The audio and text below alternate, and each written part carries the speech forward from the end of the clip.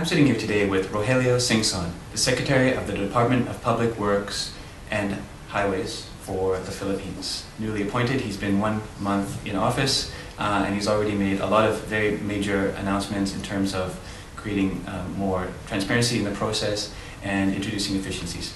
Thank you, Secretary Singson, for speaking to us today. Yeah. I'd like to get right away into some of your recent statements, basically talking about the public-private partnership and opening up your toll roads to greater investment. You'd like to get, of course, the banks more involved. Can you tell me what you've got in mind here? Well, the infrastructure cabinet secretaries, that means part of the Public Works, Transportation, the National Economic Development Authority and the Department of Finance have gotten together, including the Tourism Department, have gotten together, and we've really advocated that public-private partnership will be a major direction and strategy for President Aquino's administration. We just, as I mentioned, President Aquino took over only July 1st. So that's going to be a major thrust to bring in more investments, to be able to bring in more needed infrastructure in the country. On my part, I've identified key toll roads that have to be undertaken, and they're going to be made available to private sector investments. A full feasibility study has been done on these toll road projects. Aside from that, most of the past projects, for example, in road construction, did not include a component on maintenance. So now we're pushing, aside from the construction component of roads and bridges, we're also incorporating the maintenance component. So we're pushing as much as we can to the private sector. I see. Where do banks play a role in this, and what types of banks are you hoping to get involved? Development banks, foreign banks, Philippine banks? Both foreign and local, as well as multilaterals. We've been in very deep discussions with multilaterals like ADB, World Bank, and the Australian Aid, so that they can put together a grant component as well as a loan component. We've gone as far as talking with the Spanish aid, as well as even Middle Eastern banks have shown interest. Okay. How is this going to be different from the way it was done in the past? Well, basically we're transforming the way business in the public sector. We're focusing very strongly on transparency, which means there will be no mysterious deals. We will be allowing competition in terms of these private-public partnership projects. Okay. In terms of, I guess, day-to-day business, and especially, I guess, taking cash out of the system, allowing e-payments, allowing correctly labeled checks to be part of the process. Is that something that you're going to look at later, or? At this time, it requires some legal and legislation, because most of our procurement processes are legislated. So we're also trying to address that. We're trying to simplify, innovate the processes so that business will be a lot easier in terms of, as you said, collecting payments, getting your bills, as well as using e-procurement. In the world, we only know of one country who's into e-procurement for construction services. There's some difficulty implementing e-procurement for construction services. Okay. One of the things that we heard today was that you've been able to, I guess, make a 10% saving on your annual budget. $400 million out of your $4 billion annual budget has been saved, I guess, through some analysis, yes, through search for greater efficiencies. Can you describe how you did that? Well, we have a system we call Highway Development Management System that uses road condition, cost of the project, traffic volume, and so on. So very objective criteria. So you run all of the requests for funding for roads and bridges, and you run this through the system. And it measures based on net present value which priorities should be undertaken. So anything that does not appear there in your priorities should not even be funded. And we found out that as much as 17 billion, or translates to almost about 400 million, you did not have to fund because they were just a waste of money. So just pure analytics.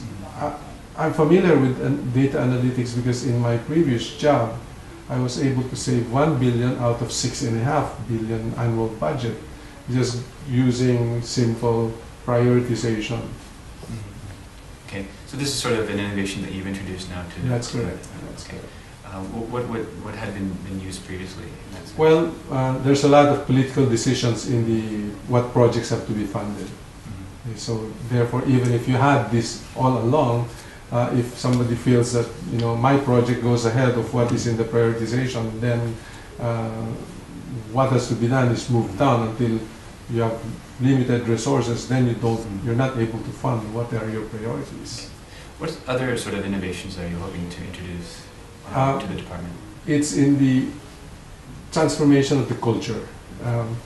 For the first time, we're engaging the customers, we're engaging the general public. We want the general public to get involved in governance, in monitoring and feedback of the projects that are in their locality.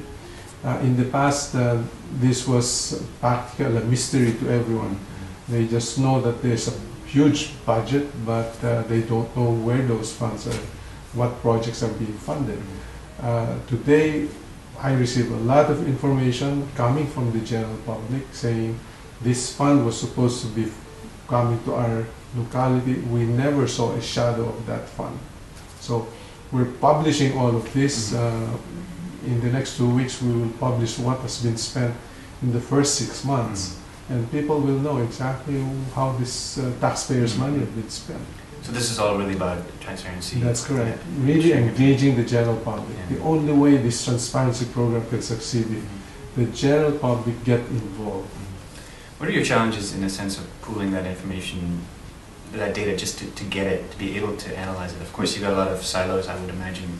How do you break those down? No, surprisingly, they're there. Surprisingly, they have been there. And that's why on my first month, I was able to identify what were essential and which were not essential.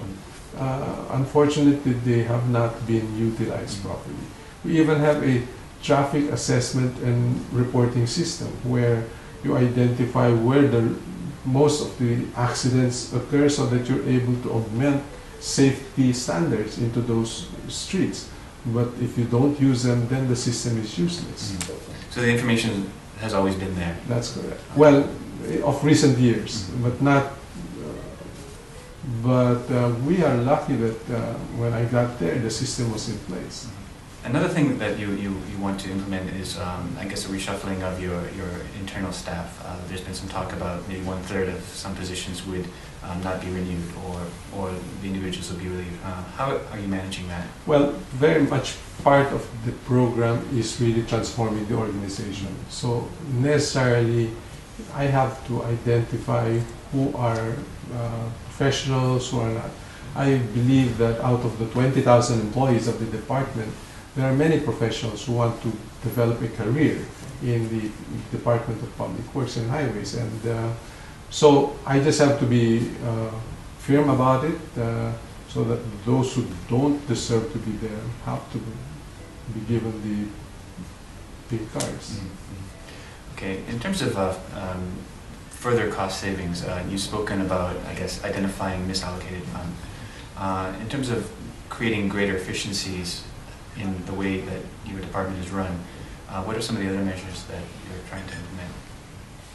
The top-notch contractors in the country have not been participating in the biddings of the department. They say it's useless, there's a lot of pollution happening. So I met with them and I said, okay, give me your shopping list.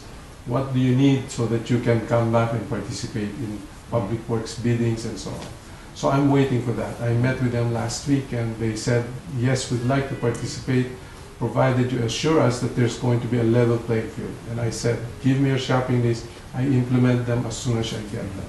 And there'll be transparency and openness in that process? That's correct. In fact, as I said, immediately when I stepped in, I canceled 19 negotiated contracts, huge contracts, which were to me really just out and out negotiated contracts that where there was no transparency involved in the whole process. I guess, I think you have 5 years in your mandate. 6 years. 6 years. What do you hope to achieve by the end of that in that sense? Well, my mandate is to make sure that our national roads meet international standards in terms of quality and safety. So I have a program that within the 6 years, we shouldn't be lagging behind in percentage of paved roads compared to our ASEAN neighbors. So I have a program that will focus on upgrading national roads and bridges to international standards in terms of quality and safety. Do you have a role model in the sense that you're following another country that's been in a similar situation as yours that you maybe sort of look to for some lessons? You know, my 3 years in the utility business is giving me a lot of handle in terms of moving to the public works. 3 years from a very bad court rehabilitated entity, and in 3 years we were able to turn it around and make it profitable. It is also in highly regulated water distribution utility. So I'm using exactly the same strategy in terms of engaging the public. I'm using exactly the same strategy in terms of transforming the organization, in terms of culture and values. I'm using a lot of data analytics as well. So I'm saying it looks like that was a very good training ground for me. It's now, except that I'm now trying to address the whole country rather than the small portion of Metro Manila.